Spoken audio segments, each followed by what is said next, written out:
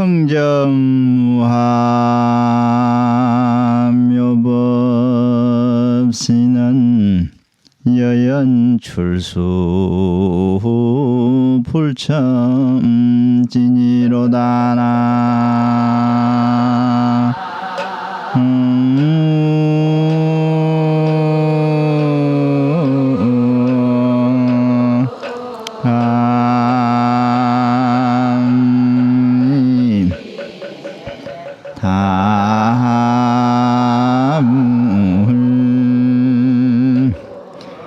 영신 응현 청강월이나 천을 한동 일을지니로다나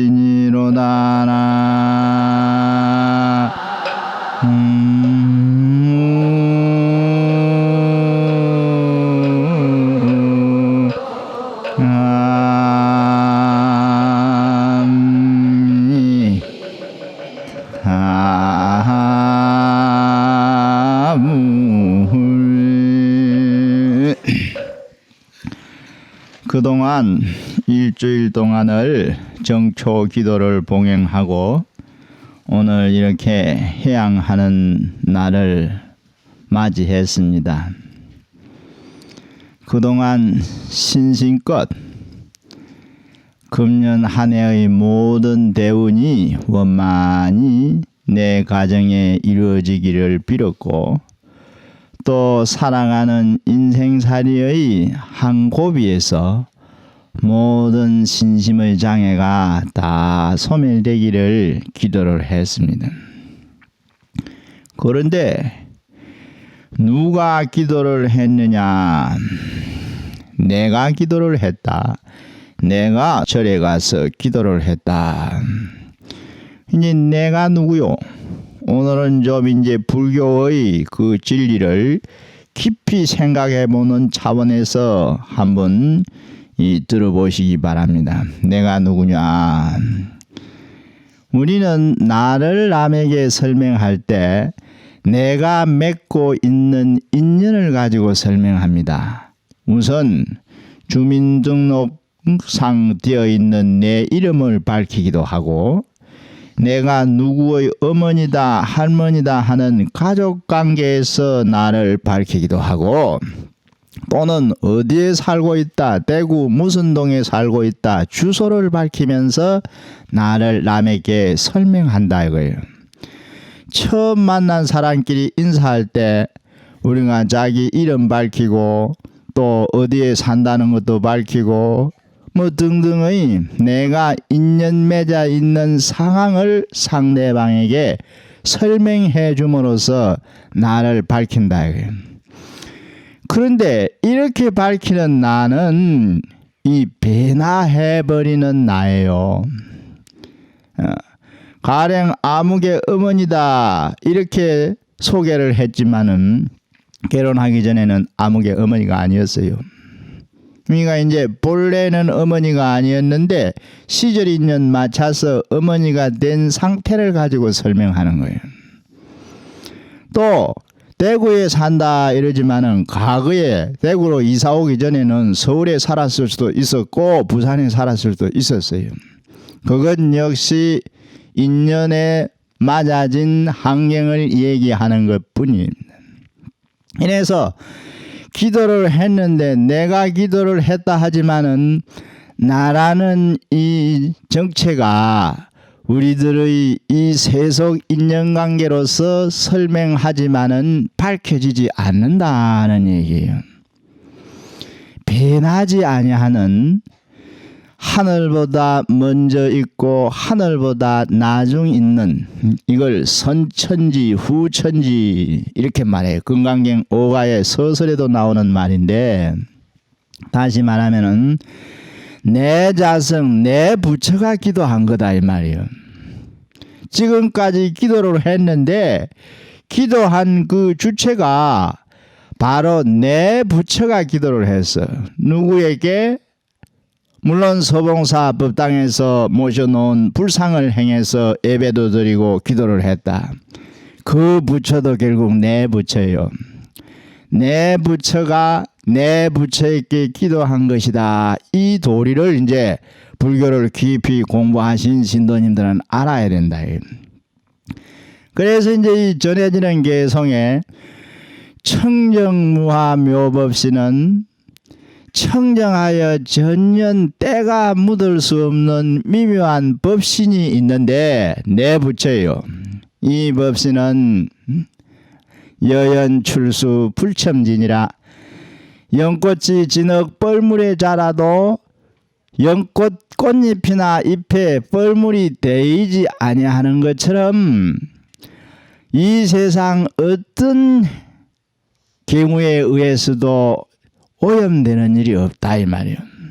내 부처는 내 자성 큰 스님들이 흔히 선법문을 할 때 말하는 마음자리는 이건 더럽혀질 수 없는 거예요. 이게 이제 이 법신이다 이거예요. 법신.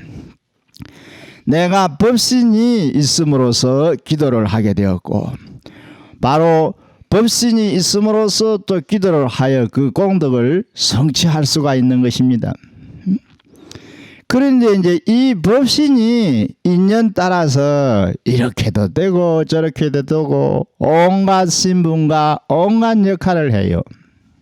자, 한평생 살면서 어렸을 때는 갓난 아기로 태어나가지고 어머니 품에 안겨 젖을 먹었고 좀 커가지고는 이제 유치원도 다니고 초등, 중등, 고등 학교를 다니다가 또 청춘 시절에 짝을 만나 결혼을 했고 또 결혼하고 나서 이제 자녀를 낳아 키웠고 또 이제 나중에 자녀들이 결혼을 해서 다시 내가 할머니가 되었고 이러한 한 생을 살면서 성장 과정에 빚어진 모든 내 신분 이치들이 이게 법신에서 나타난 하신연 영신 응현 청강을이나 몸으로 하여금 응하여 나타나게 할 적에는 청강에 비치는 달과 같다 이거예요. 하늘에 달이 하나 있으면은 이 달이 온 지상의 강물마다 이 강물 속에도 달이 뜨고 저 강물 속에도 달이 뜨는 법입니다. 뿐만 아니라 물동이에 물을 담아 놨을 때 그 그릇 속에도 전부 달이 뜨는 거예요. 그래서 내 부처 내 법신이 세상 인연 따라 이렇게도 되었고 저렇게도 되었다는 거예요. 어머니가 되었고 할머니가 되었고 또 여러 가지 그 우리 가족의 인간관계를 통해 볼 때 내 하나가 어머니가 되지 또 남편에게는 아내가 되지 또 형제간에는 누나가 되지 고모가 되지 이모가 되지 이게 인연돌이에요. 항행에서 맺어진 인연을 가지고 사람 사이에서 말하는 그 내 신분이다 이 말이에요. 그래서 이 묘법신이 바로 하늘에 달이 떠가지고 지상의 강물 속에 달을 비추어 그림자를 만들듯이 사바의 인연을 따라서 이렇게 저렇게 자기 이치를 부여해 주었다 이거예요. 그러나 결국 강물 속에 떠 있는 달은 그건 달 그림자 하신에 불과한 거예요. 결국 그거는 하늘의 달이다 이거예요. 하늘의 달. 우리가 할머니 어머니 이런저런 인연 속에서 내 신분이 있지만은 결국 근원으로 돌아가면은 내 자성부처다 이 말이에요. 그래서 이제 이러한 불법의 심오한 뜻을 알고 내가 나를 살피고 참고하는 이런 공부가 이 기도 속에서도 다 이루어지는 겁니다. 인간은 항상 자신의 마음속에 일체 공덕을 다 구족해 있다 그래요. 이걸 무루성 공덕이라요.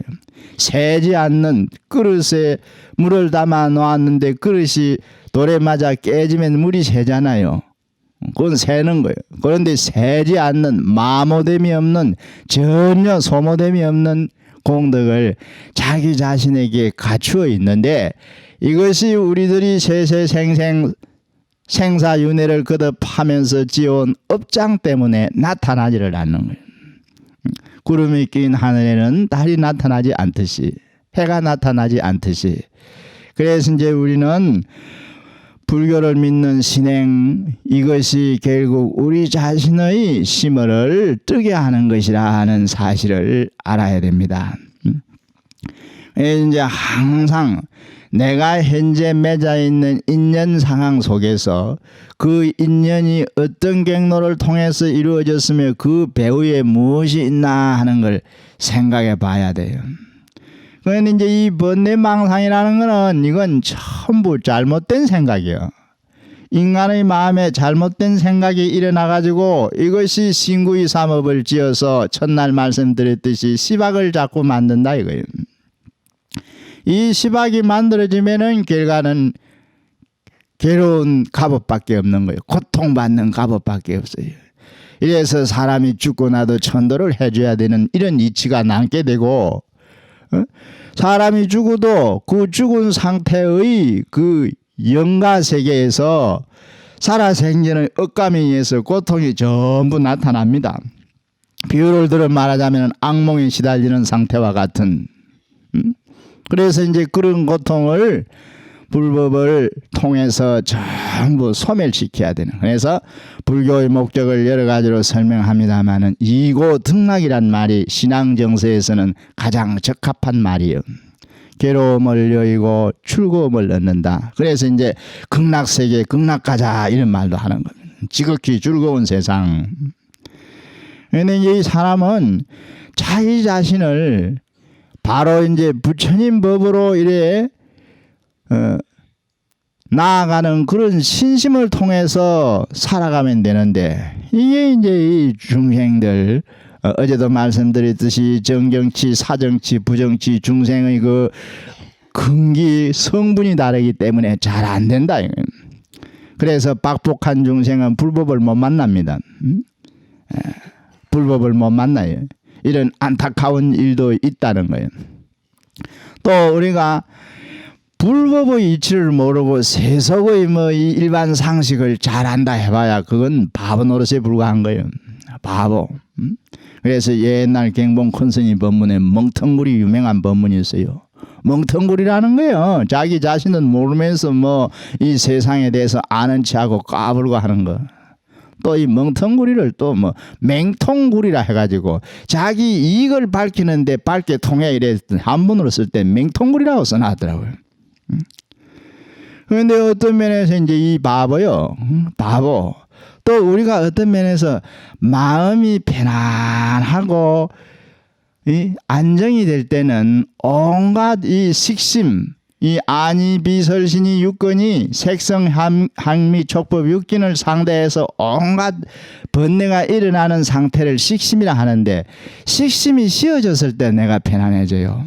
식심이 피어졌을 때. 그래서 이제 이 선법문에는 무심이 도다. 무심이라는 말은 마음의 번뇌망상 안 일어나는 상태, 객관경계에 집착이 없는 상태를 뜻하는 말이에요. 무심이 도다. 그런데 우리는 전부 몰라도 아는 체하고 뭐 이런 얘기 있잖아요. 언젠가도 한번 이 법회에서 소개했는가 바보 얘기가 있거든. 바보. 경봉스님 법문 그 모아놓은 책에도 바보가 되거라 말이 있어요. 바보가 되거라. 이제 그 말은 식심에 쫓기면서 살지 말고 세상을 무심하게 본래의 순수한 자기 마음 상태에 돌아가서 살아라, 이런 뜻이에요. 어느 마을에 뭐 바보가 하나 살아서 천치였다 그래.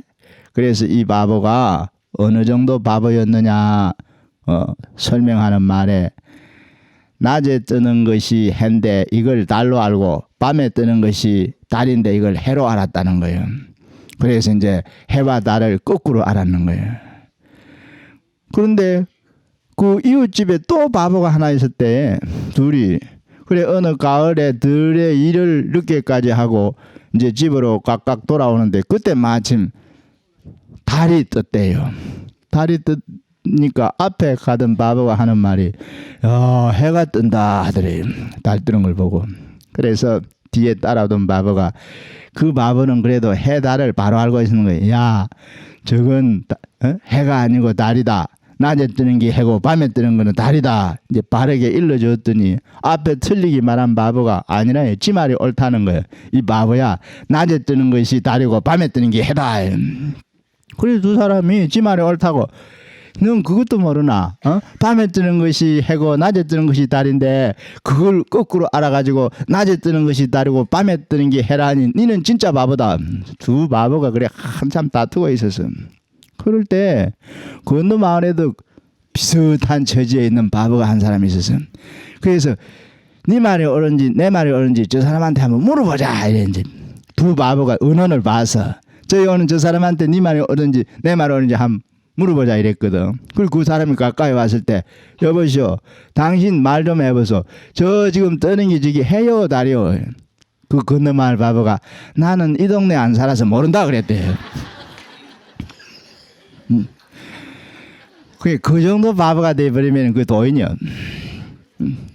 근데 우리는 분별, 이게 이제 이 불교에서 업을 경계하는데 업을 짓는 원인이 어디 있느냐? 잘못 알고 있는 분별심, 이게 업을 짓는 거예요. 이게 성을 낼 필요도 없는데 성을 내고 욕심을 낼 필요도 없는데 욕심을 내는 이게 이제 카르마라는 거예요. 카르마. 묘하잖아요. 이 카르마. 우리가 말 한마디를 누구로부터 전해 들었습니다. 가만히 집에 있는데 누가 찾아와서 그러면서 그 사람이 어제 내가 누구를 만났는데 그 사람이 이 얘기 도중에 자네 흉을 많이 보고 자네를 아주 비방을 많이 하더라. 말 한마디 전해 들으면 그 사람이 괘씸해지는 거예요. 직접 만나지 않고 그 사람이 무슨 말을 하더라 이 말 한마디 전에 받는 것에 의해서 내 기분이 나빠져 버린다 이거예요. 그 말에 카르마가 있기 때문에 업력이 있기 때문에 그런 거예요. 그래서 인간이 마음속에 품어놓은 생각에서부터 업력을 갖고 있는 거예요. 이걸 업이라 하거든. 말은 뭐 구업이고 이제 이 몸으로 움직이는 이 행동은 신업이라 하고. 그래서 이제 업이에요. 그래서 이제 이 잘못된 업이 결국 우리 자신에게 공덕을 상실하도록 만들고 나쁜 악가를 받게 하는 원인이 돼요. 그래서 이제 이게 이제 말하자면 신구가 되는 거죠. 마음의 때. 그래서 이제 기도라는 것이 이제 마음을 깨끗이 하는 것이다. 불교의 신심은 심소를 밝히는 것이라 합니다. 심소라는 것은 마음에 생기는 일체의 기분을 심소라 합니다. 심소. 기분이 맑아지고, 그러니까 기분이 맑아지고 깨끗해야 돼. 이게 이 불교는 인간의 마음이 가장 밝은 상태가 되자는 거예요. 번뇌가 일어나는 마음은 어둡다. 우리가 일반적으로 말할 때 걱정이 머릿속에 잔뜩 들어있으면 그 마음은 어두운 마음이죠. 밝은 마음이라 볼 수 없습니다. 그래서 밝은 마음 되자는 거예요. 밝은 마음이 되고 나야만이 지혜의 빛이 나오고 자비의 빛이 나오는데 밝은 마음이 안 되면은 이거는 항상 업보대로 끌려가는 업력만 이렇게 움직이고 있는 결과가 되는 거예요. 이래서 이제 이 문제가 있는 겁니다. 근데 우리가 의식 속에 보면은 온갖 사람은 어떤 때는 자기 체면이 있고 또 어떤 때는 자기 자존심이 있고 이래서 그 체면이나 자존심을 굽히지 아니하려고 이렇게 애를 쓰다 보면은 자기가 자기를 항상 속이고 어떤 거칠의 분들은 우리 생활 속에도 이런 면이 있어요. 예를 들면 하나의 실례로서 비유를 해보면은 사람이 이제 그 마음 쓰는 것이 참 어떤 면에서 예의를 갖춰야 될 때도 있고 남의 입장을 고려해서 말을 조심해야 될 때도 있잖아요. 가령 우리 집에 손님이 왔다 이거예요.